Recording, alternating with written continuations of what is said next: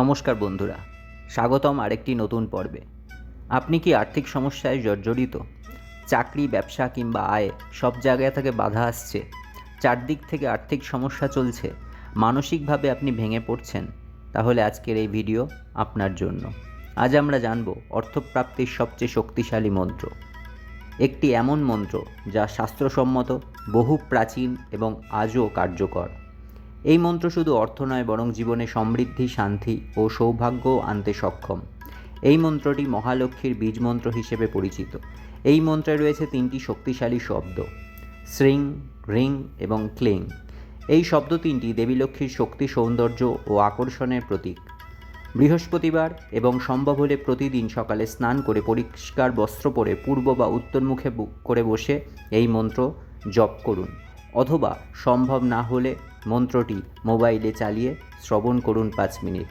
আপনার সামনে যদি জপ করতে বসেন, তাহলে ছোট্ট লক্ষ্মী প্রতিমা রাখবেন বা ছবি রাখবেন।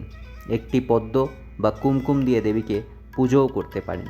তারপর শান্ত মনে এই মন্ত্রটি 108 বার জপ করুন।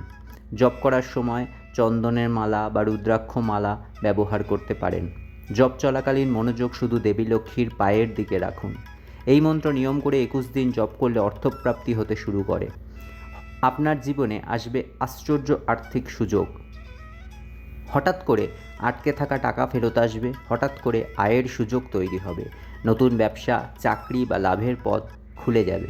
তবে মনে রাখবেন, শুধু মন্ত্র জপ করলেই হবে না, বিশ্বাস, নিয়ম ও নিষ্ঠা সবচেয়ে জরুরি। বন্ধুরা, মন্ত্র শক্তি রাখে যদি আমরা তাকে হৃদয় দিয়ে গ্রহণ করি। আজ থেকেই শুরু করুন এই মন্ত্র জপ। আপনার জীবনে পরিবর্তন অবশ্যই আসবে। যদি ভিডিওটি ভালো লাগে তাহলে লাইক করুন, কমেন্টে লিখুন আপনি কবে থেকে জব শুরু করছেন এবং বন্ধুদের সাথে শেয়ার করতে ভুলবেন না। আর হ্যাঁ, এমন আরও ভিডিও পেতে আমাদের চ্যানেলটি সাবস্ক্রাইব করুন। তাহলে চলুন মা লক্ষ্মীকে প্রণাম জানিয়ে মন্ত্র জপ ও শ্রবণ শুরু করি। জয় মা লক্ষ্মী।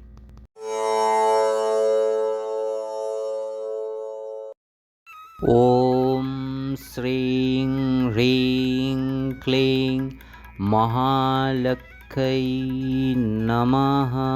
ওম শ্রীং হ্রিং ক্লিং মহালক্ষ্মী নমঃ। ওম শ্রীং হ্রিং ক্লিং মহালক্ষ্মী নমঃ। ওম শ্রীং হ্রিং ক্লিং মহালক্ষ্মী নমঃ। ওম শ্রীং হ্রিং ক্লিং মহালক্ষ্মী নমঃ। ওম শ্রীং হ্রিং ক্লিং মহালক্ষ্মী নমঃ। ওম শ্রীং হ্রিং ক্লিং মহালক্ষ্মী নমঃ। ওম শ্রীং হ্রিং ক্লিং মহালক্ষ্মী নমঃ। ওম শ্রীং হ্রিং ক্লিং মহালক্ষ্মী নমঃ। ওম শ্রীং হ্রিং ক্লিং মহালক্ষ্মী নমঃ। ওম শ্রীং হ্রিং ক্লিং মহালক্ষ্মী নমঃ। ওম শ্রীং হ্রিং ক্লিং মহালক্ষ্মী নমঃ। ওম শ্রীং হ্রিং ক্লিং মহালক্ষ্মী নমঃ। ওম শ্রীং হ্রিং ক্লিং মহালক্ষ্মী নমঃ। ওম শ্রীং হ্রিং ক্লিং মহালক্ষ্মী নমঃ।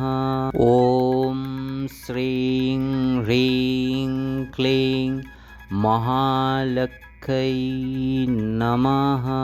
ওম শ্রীং হ্রিং ক্লিং মহালক্ষ্মী নমঃ। ওম শ্রীং হ্রিং